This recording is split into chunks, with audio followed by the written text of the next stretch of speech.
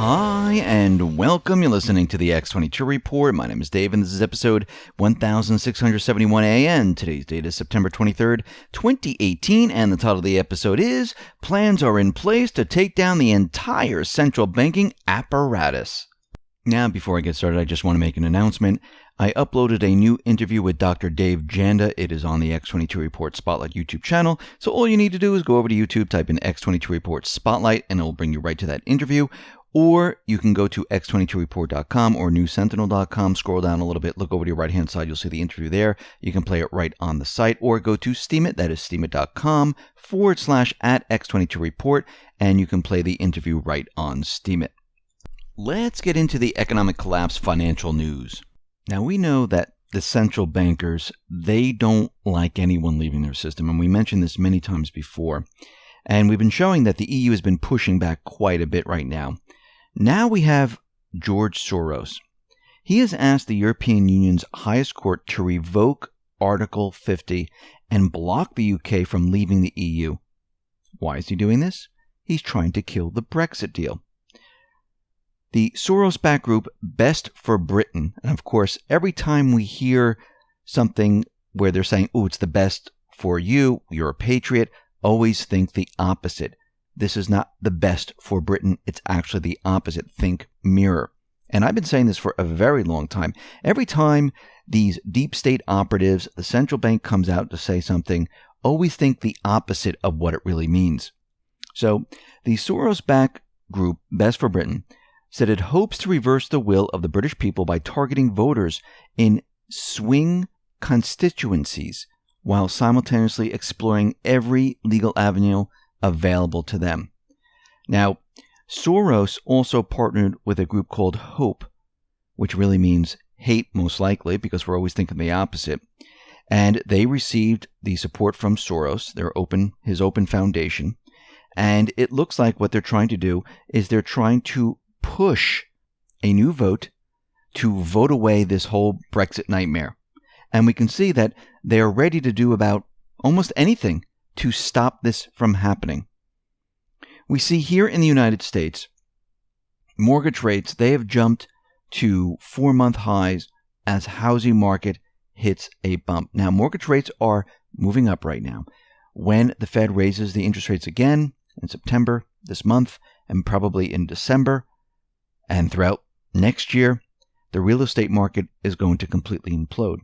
Now, Wolf Richter has been looking at the yield curve, and he put together a really great report showing where the yield curve is now, where it is headed, and why it's so important. Now, remember, the Fed was out there saying that they would like to do away with the yield curve or recalculate the yield curve because they know this shows exactly what is going on in the economy.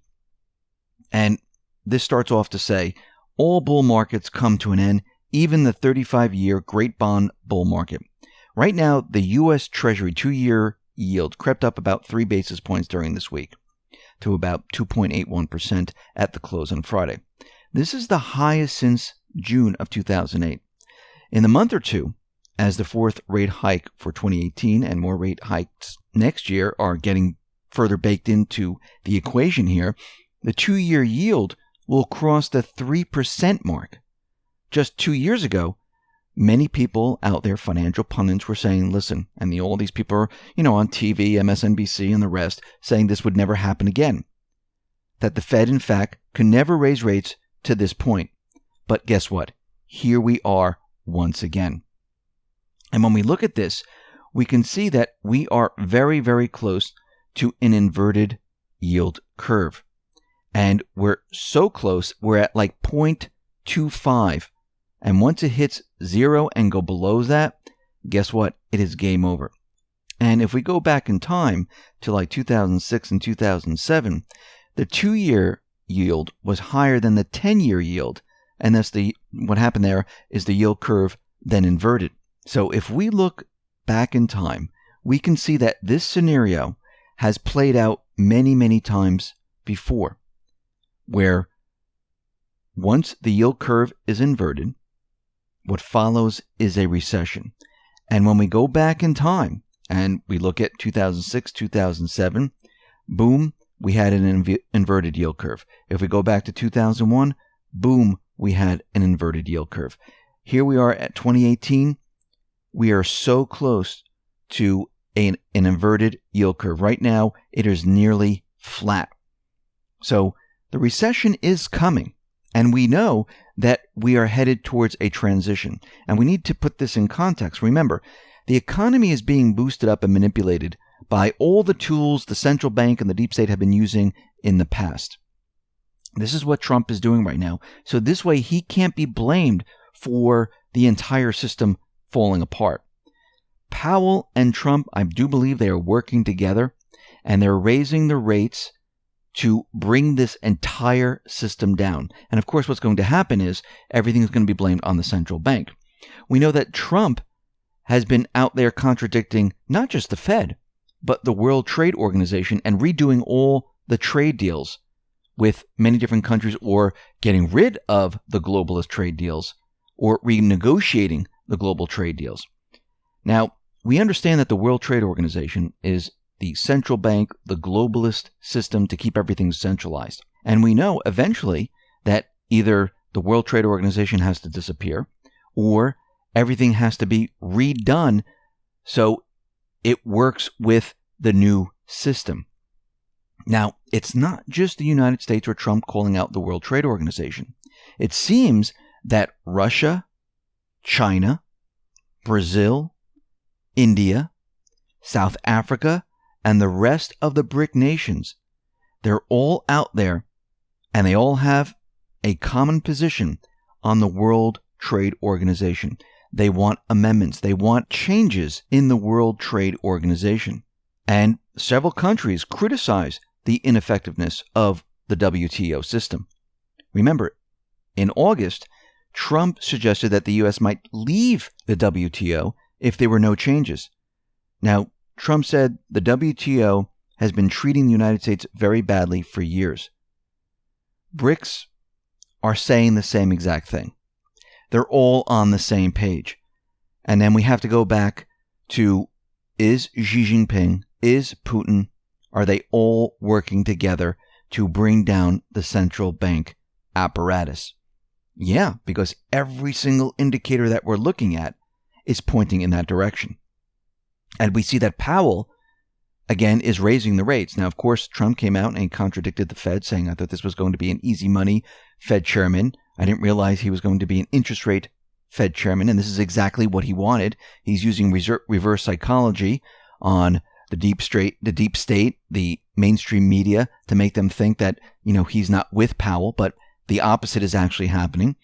We see that other countries now are backing up the claims of Trump, saying we need to redo the World Trade Organization, because when this system is reset, the new system does not work with the old central bank globalist system. That's why everything is being changed right now.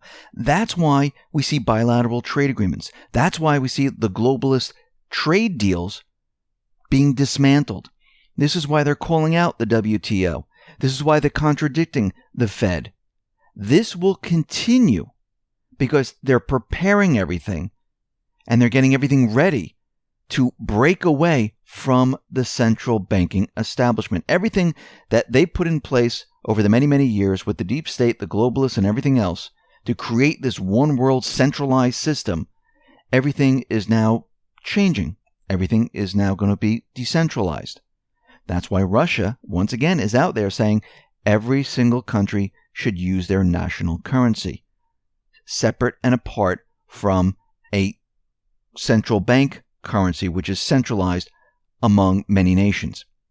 And we can see that the European leaders, they are looking at the EU, looking at the central bank, saying, something, maybe we should move away and go back to our national currencies.